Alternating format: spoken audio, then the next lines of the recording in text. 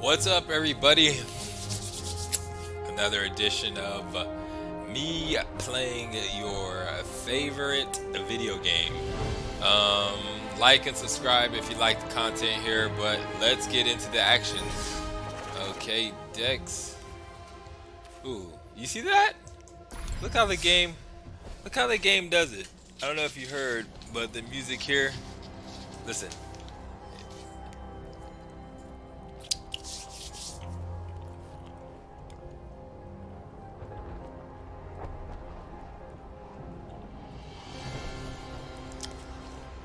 Going louder. It's getting louder. Hope you don't mind me taking my time. Okay. It wasn't loud as before. I guess we got it toned down a little bit. But it's pretty loud though. It was pretty loud at start. I don't know if you guys recognize, but the music was loud. So enough of the music. Let's get to the point here. As I hope you guys are strapped in. This is gonna be a while. Alright. And in the last video, if you were watching, I was opening packs. I got a couple cool cards. I mean, when you're opening packs, you just want to build a deck around every cool card you get. And before you know it, you have a 1,000 decks just like I do. Okay, you see you have other iterations. Thief. Like, let's look at this here. Let's see if, this is the deck where I did a Thief video on this deck recently. Early on, I did a Thief video and it's taking a while to load it. You see Thief of Sanity, 3 of them, 3 hostage takers, 3 of these. You know, that's the early game steal. Steal any creature for basically plus 2 mana than the creature costs. You just, let me get that about you real quick. Let me get that about you. You know what I'm saying? Okay, my boy Jeremiah Phillip. What do you say? What you think, G? Anyways, Planeswalker Jace gain control of up to 3 creatures. Oh, icing on the cake after you've been stealing creatures all game.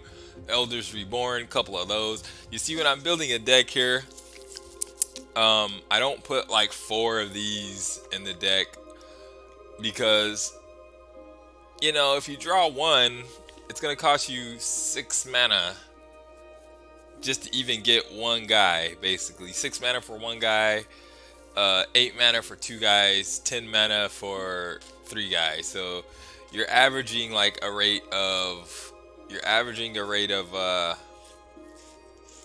what?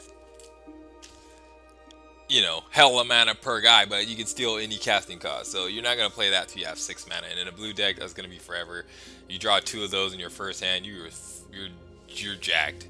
So this guy here, one of those. You know, you get one of those and you play one. Oh, you're gonna take over. But you don't need too many. So you got Elders Reborn, a couple of those. So now we got 4 total cards at 5 casting cost. You know what I'm saying, or higher. So this is a small percentage of my deck, but you're gonna get one of them. You know what I'm saying? You're out of 15 cards, you're gonna get one. You draw 7, so you got a 50-50 chance out of your next 7 cards to get one by the time you get the mana, you know, sufficiency to play them.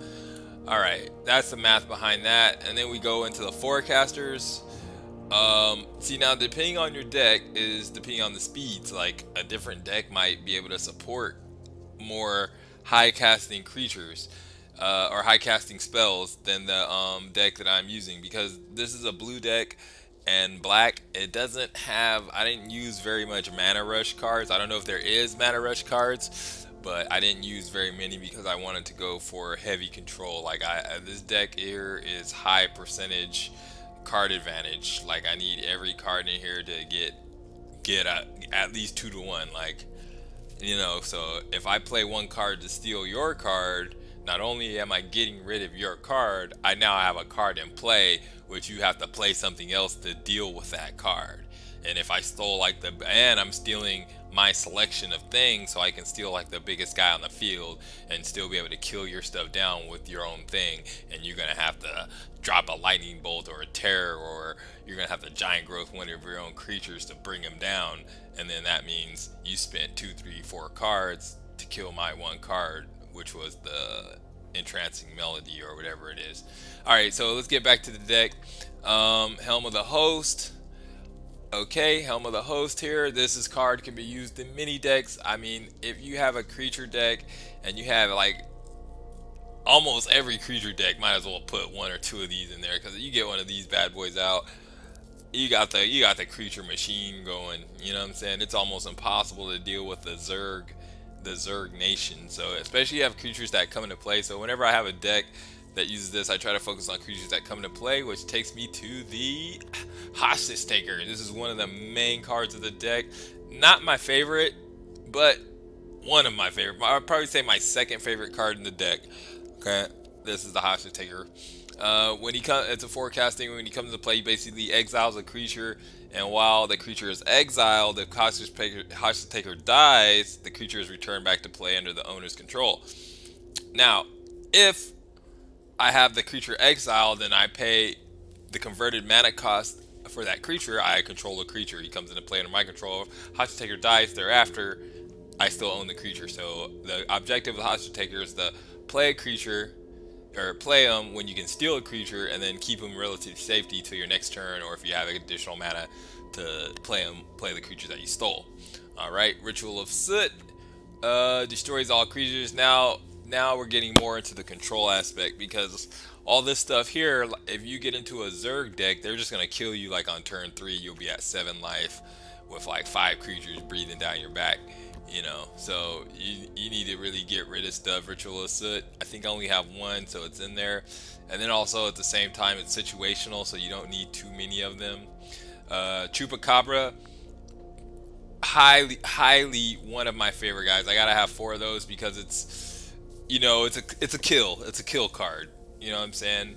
And when you're trying to deal with those Merfolk decks zerging you down with Merfolks or the Saplings, creating Saplings every turn because he's got the Ascended Nation, you know, you need this.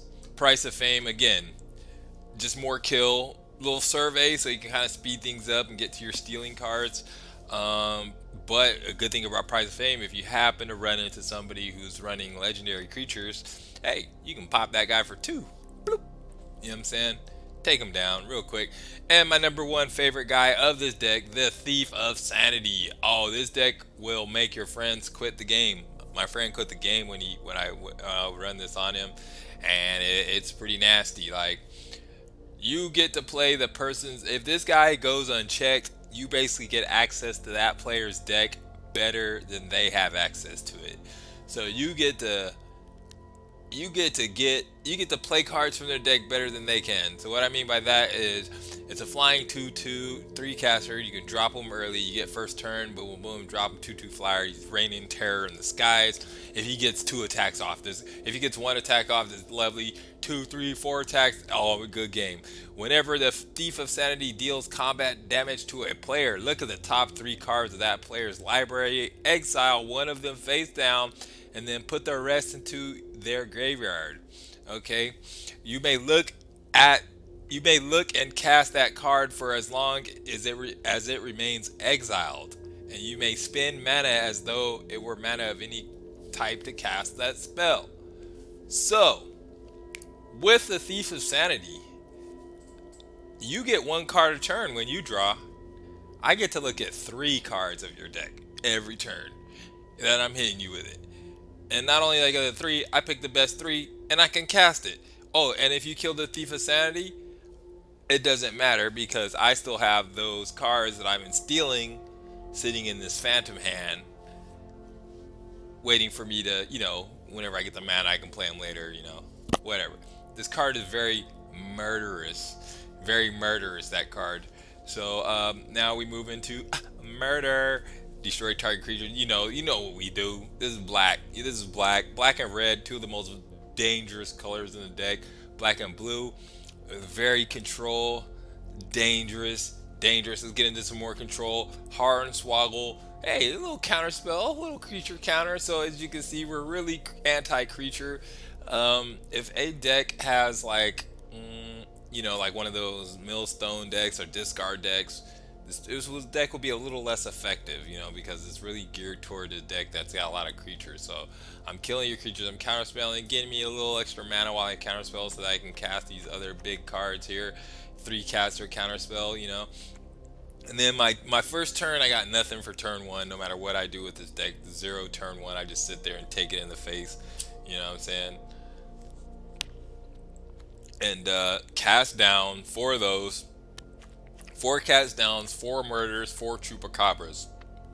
So that lets you know we're not messing around with this deck. I should go a 4th Thief of Sandy's, but I think I'm just waiting to draw one out of a pack. Like actually, I'm not gonna buy my last 4th one. And then Essence Scatter, you know, let me let me counter that real quick. You know, sometimes late game this can counter the big dragon. Sometimes early game it just knocks off that quick 2/2 that they were gonna play on turn 2. You know what I'm saying? So this is pretty much the deck. Just up until about turn with the Thief of Sanity and the Hasha Taker. Other than that, everything here is just kill, kill, kill, kill, kill, kill, and then we get into Thievery. This is also Entrancing Melody is actually a low casting card, but it's still Thievery, and some dual lands here. All right. Well, that's the gist of that deck right there. You know, so as you can see, ooh, look at this, 60 Thieves. Oh, I have a black and red Thief deck, so this is actually the older versions of that card. Heat Monster. Alright, so as you can see, that's how we are going to shape our current deck in this deck builder.